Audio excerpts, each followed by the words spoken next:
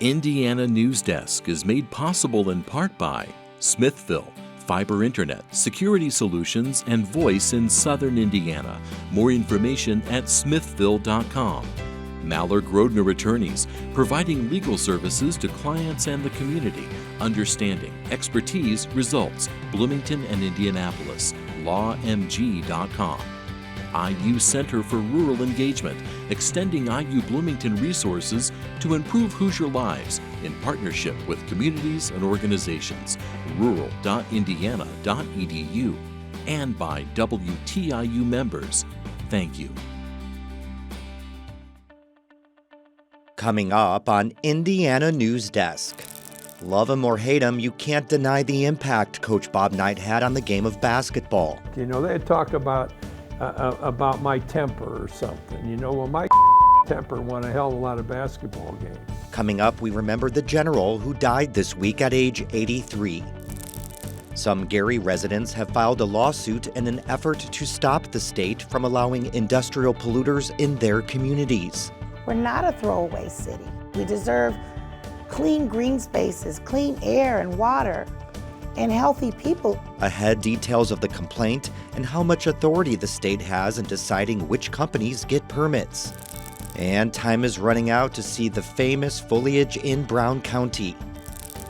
Those stories, plus the latest news headlines from across the state, right now on Indiana Newsdesk.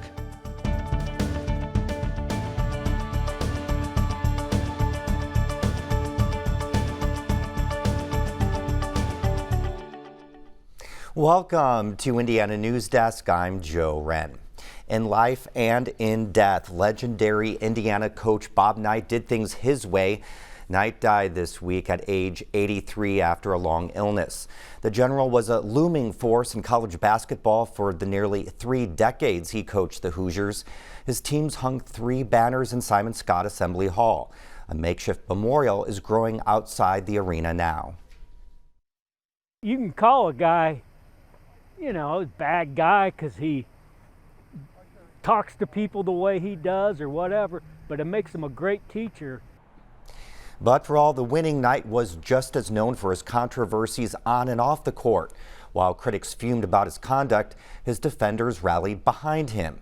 Pat Bean reports on Knight's legacy and while he'll always be remembered as one of the greatest coaches in the history of basketball. Bob Knight was just 29 years old when he became the head basketball coach at Indiana University in 1971, and he quickly turned the program into one of the nation's best. For nearly 3 decades, Knight roamed the sidelines at Simon Scott Assembly Hall, winning 3 NCAA championships, an NIT, and 11 Big Ten titles, and the hearts of Hoosier fans across the nation. Indiana basketball will always be Bob Knight. Will always be. Robert Montgomery Knight was born on October 25, 1940. He grew up in Orrville, a small town outside of Akron, Ohio. In college, he played on the 1960 Ohio State team that won the NCAA championship. His first head coaching job was at West Point, but it was at Indiana, the state where basketball is king, that Knight made his mark. A stern disciplinarian, Knight was known for his motion offense and man-to-man defense. He also emphasized his players went to class and graduated, developing lifelong bonds with many of them. He taught me how to play the game of basketball from a fundamental standpoint. He taught me how to be a man on and off the floor. And that was huge for me, coming out of the inner cities of Indianapolis. Woodson, who went on to play and coach in the NBA, was just one of a number of college stars to play under Knight. Buckner, May, Thomas, Alford, Bailey, Cheney, Henderson, the list goes on and on. With them, he won national titles in 1976, 81, and 87. The 76 team remains the last undefeated team to win an NCAA championship.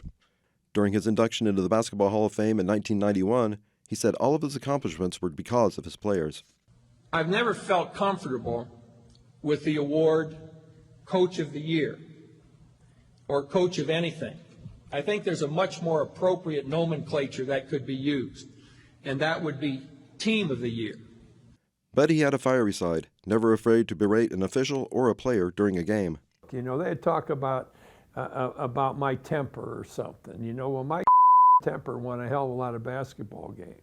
But while Knight's teams won consistently, he courted controversy.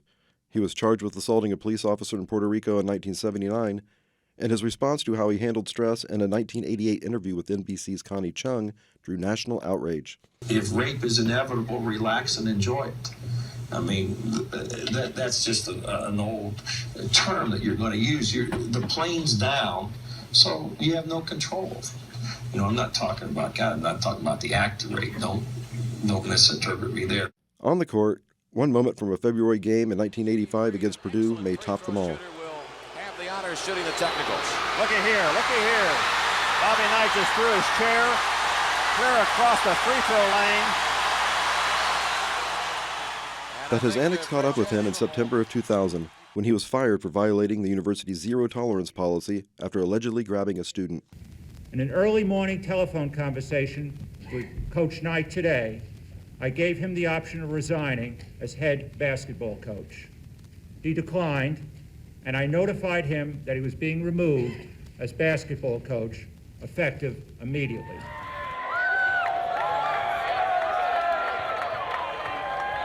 Protests of Knight's firing erupted across campus, and 3 days after he was let go, Knight spoke to a large gathering in Dunn Meadow as news helicopters circled overhead.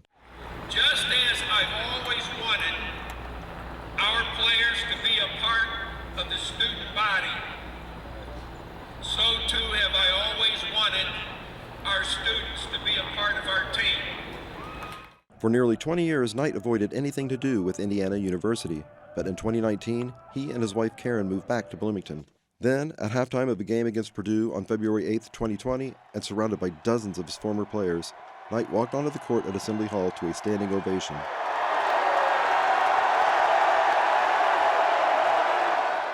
He didn't speak to the crowd, but did lead it in his signature chant. Defense! Yes, defense! Defense! Defense! Defense! IU basketball player, Chicago Bulls player, broadcaster, super sub, some of you know him as, John Laskowski, joins us now with more. Thanks so much for being with us today. We all knew Knight wasn't well, but this certainly hurts, doesn't it? It does, but he was around so long. I've been involved with him over 50 years now as a high school recruit coming to Indiana and, of course, playing for him and TV for 33 years. It's a time to remember the good things that he did. And there were so many good things that he did, not just for the players, but people that were fans and helping people who were sick, donating money to various causes. Just great memories to have and to relive. So Knight recruited you to play at IU. Did he recruit himself or did he recruit IU? It was a little of both. I mean, everybody growing up in Indiana, which I did, you know about Indiana University. I mean, that's the place. And then to learn about the coach and what he had in mind and what he was going to try to do. He was relatively unknown in 1971, just coming from Army as the head coach, but it didn't take long for him to get here and create a brand new culture. So in terms of strategy, what did Coach Knight bring to the game? How did he change basketball? So the biggest thing with Indiana, really around the country, was that we were known as the Hurryin' Hoosiers. In the 50s and 60s, Indiana wanted to run the score up, and if you didn't beat the team, it was just because you didn't score enough points, not because you didn't play defense. He got here and said, let's play defense, all right? We can handle the scoring as it comes, but if we hold teams under what they're used to, we're going to win a lot of games. And that's the culture that changed not just Indiana basketball, but a lot more teams playing more defense now and trying to win games that way. You know, we, of course, talk about the controversial Bob Knight too. How did that affect you? Well, I'm a very laid-back, easygoing guy. And of course, he's out there bigger than life. And it takes a while to adjust to that, but what he's really saying is, I think you can work harder than you think you can. And I'm going to be on you until you show me you can. And when you've got 12 guys realizing that, coming together, it's a powerful tool to make you a better team. And I worked harder than I ever thought I did. And one of his best lines to me was, keep running. You pass out before you die. And so I knew that if I worked hard enough to pass out, he'd revive me. And so I kept running, and it worked out great. No, we never thought we'd see Bob Knight back in Assembly Hall, but he did come back. What do you think made him come back? Well, he first moved back, but that didn't mean he was going to be close to the university again. But he got to see more players, he got to see former players, he got to see people he knew from here in town, and I think that accustomed him more to remembering the days when he was here at Indiana and how well they went. And then Randy Whitman's the one with some other guys who called and said, "Coach, you need to come to this Purdue game in 2020." And he did, and the ovation was just fantastic, and so many guys showed up that were former players. We just thought it was the best ever, and that really let him know that Indiana still loved him, and we're happy that he came back. So we have to go, but how will you remember Coach Knight? Well, he changed my life. You know, my father died when I was 8 years old. He became a father figure for me. And again, achieving more than you can, playing to your potential, that was his key. And I worked to my potential and did everything I could, not to pass the grade, but to do as well as you could. And that was a great lesson that he taught all of us. Thanks so much for being here today and sharing your stories. Thank you. IU Athletics plans to honor Knight by attaching commemorative patches with the initials RMK on the uniforms of the men's and women's basketball teams for the rest of the year. IU football team will also wear RMK decals on their helmets for the remainder of the season. Coming up next on Indiana Newsdesk. Some Gary residents want the state to do more to prevent polluters from operating in their community.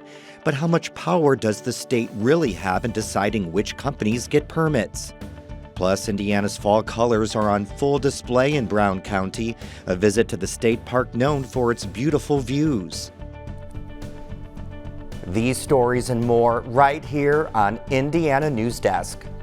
I'm originally from Mumbai, India. I also grew up in Singapore before moving to the US for my undergrad. The exciting thing about doing a master's here at IU was that I found WTIU, WFIU. I got to help produce Indiana Newsdesk, which started off just helping the producer, and then it led to some weeks when he was out, me producing the show. Having people on the team that have been doing this so long, that really helps because, you know, they catch those mistakes and they teach you how to not make those mistakes again. Sarah Whitmire, who's the news bureau chief at Indiana Public Media, connected me with Gretchen Frazee, who works at PBS NewsHour. So she used to work here at Indiana Public Media. She ended up saying, you know, why don't you apply? So that's how I ended up getting a broadcast assistant position at PBS NewsHour. Hi, I'm Kayan Tara. I really am grateful for my experience here at Indiana Public Media. I encourage you to support the next generation of journalists by supporting WTIU.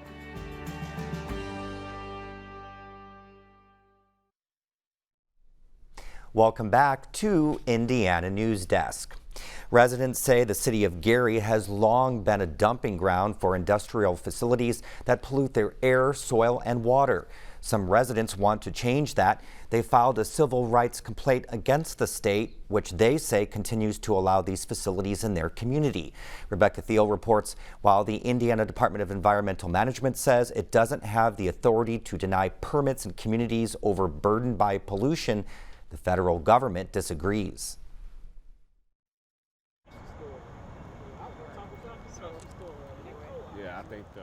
It's no surprise that Gary's industrial history has also come with a legacy of pollution.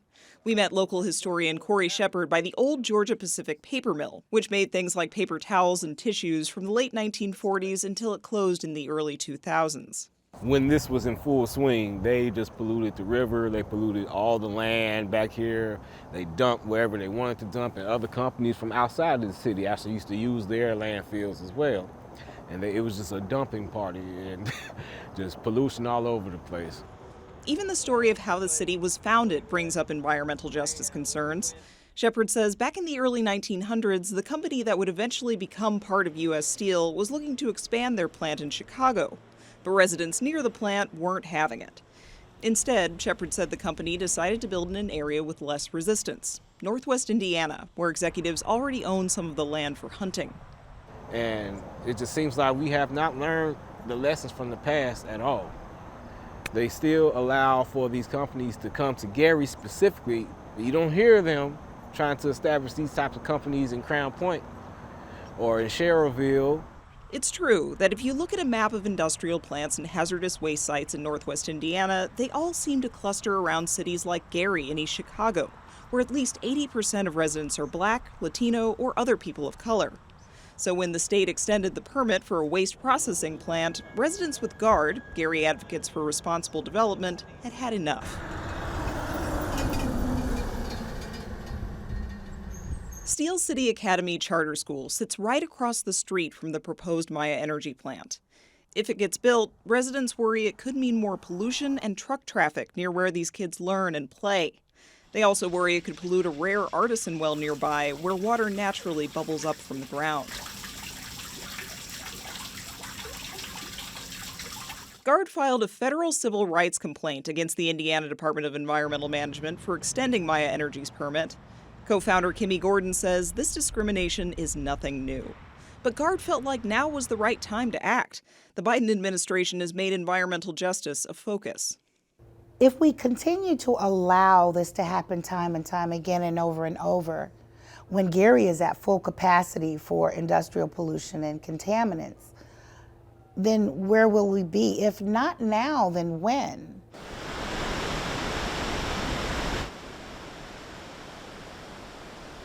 We're here at Miller Beach, and as you can see, the shoreline is almost completely owned by industry. All of this pollution together makes Gary a less healthy place to live.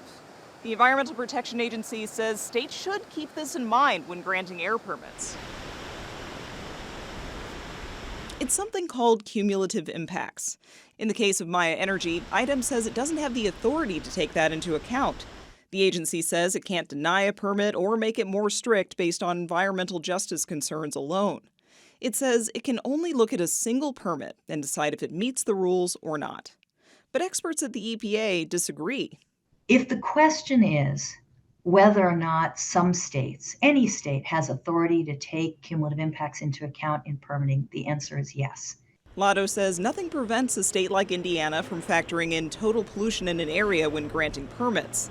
IDEM refused to provide us with an interview. When asked about his agency's lack of transparency, Governor Eric Holcomb's office repeatedly referred us back to IDEM. It's hard to say if GARD will win its case or even get a hearing.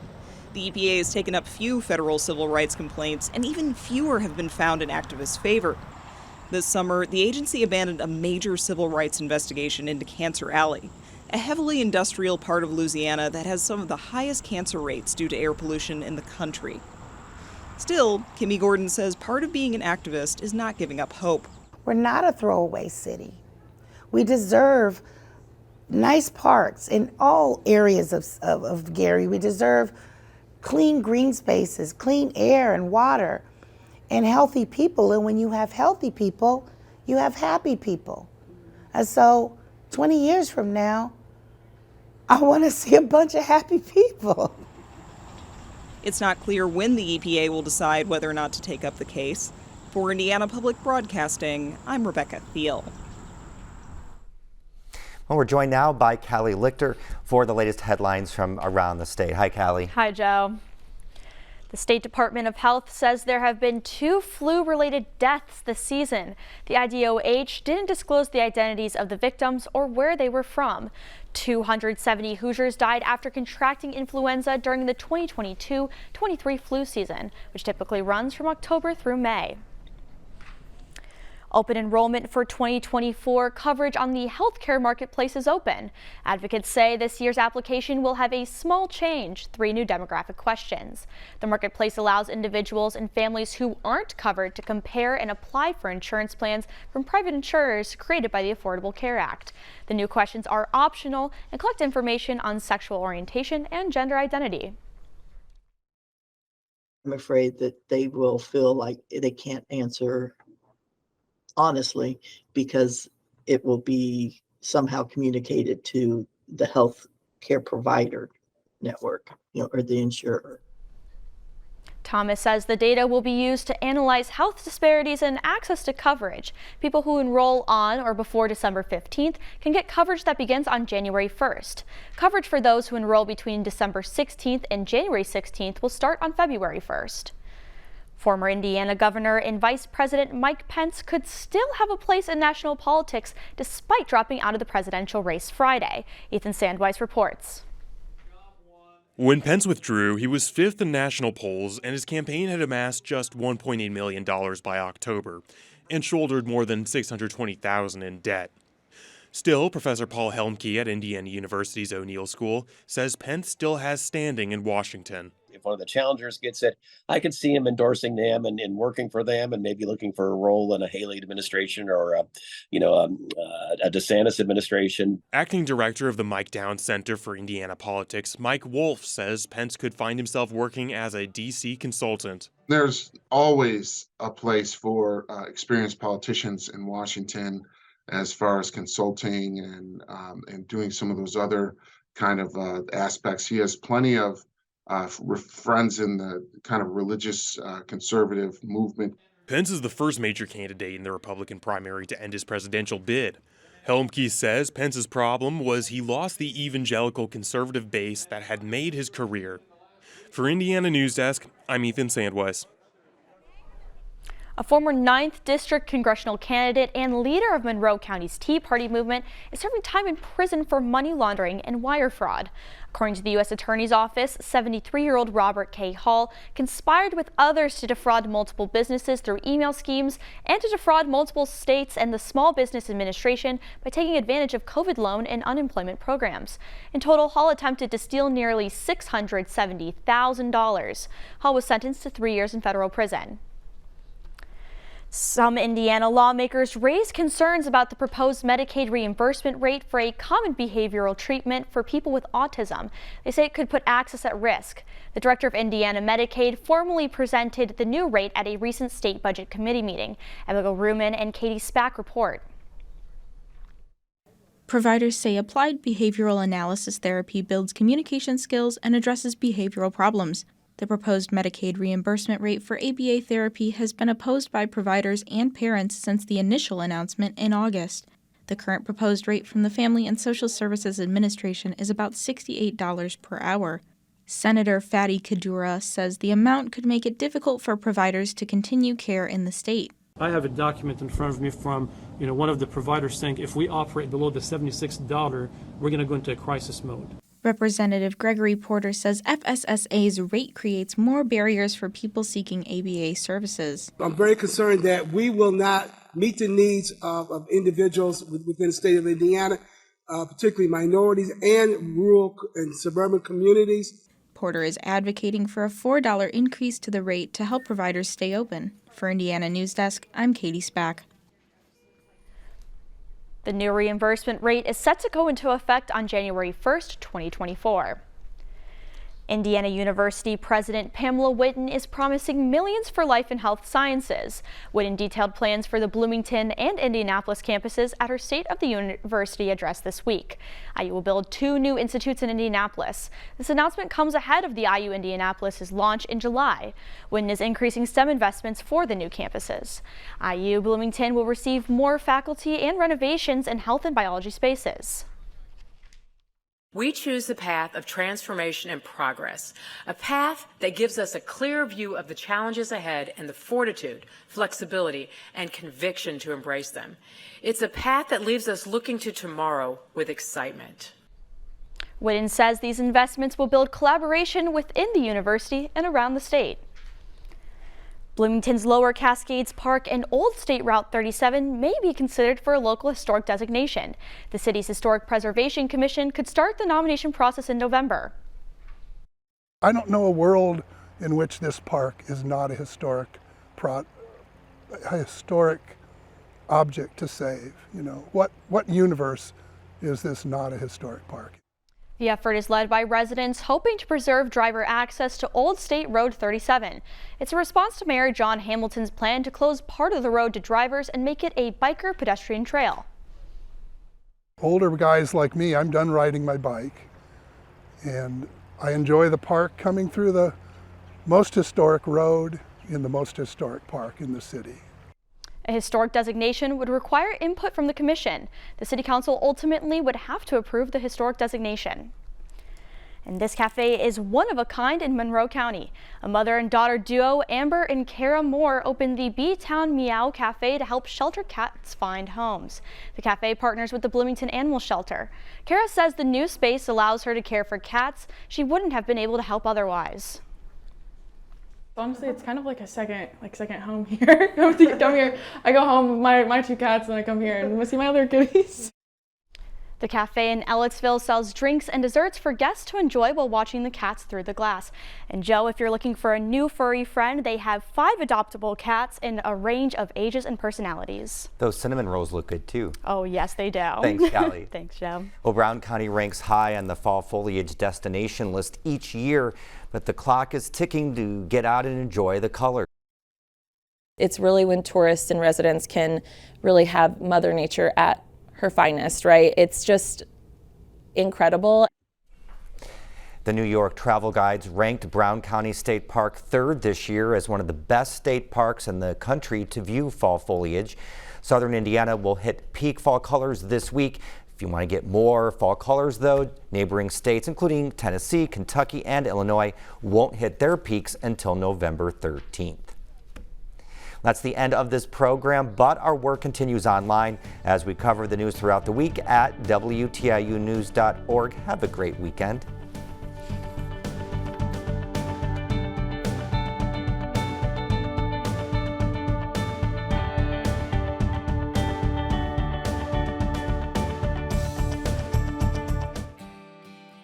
Indiana Newsdesk is made possible in part by Smithville, fiber internet, security solutions, and voice in Southern Indiana. More information at smithville.com. Mallard Grodner Attorneys, providing legal services to clients and the community. Understanding, expertise, results. Bloomington and Indianapolis. lawmg.com. IU Center for Rural Engagement, extending IU Bloomington resources to improve Hoosier lives in partnership with communities and organizations. rural.indiana.edu. And by WTIU members. Thank you.